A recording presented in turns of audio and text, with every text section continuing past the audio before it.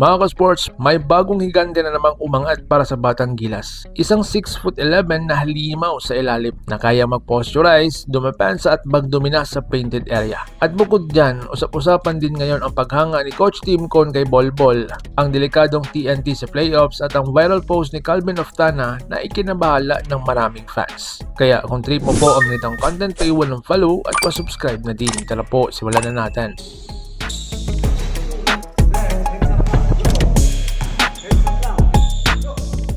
Mga sports, Awin Braga, bagong higante ng Batang Gilas. Simulan natin sa isa sa pinag-uusapang young big man ngayon sa Pilipinas, si Awin Braga. Mga sports, isipin nyo to 18 years old pa lang pero halos 6'11" na agad ang taas. Oo, tama po ang iyong narinig. Listed siya noong bilang 6'8" pero ayon sa muling sukat ng isang trainer, halos umabot na raw siya ng 6'11".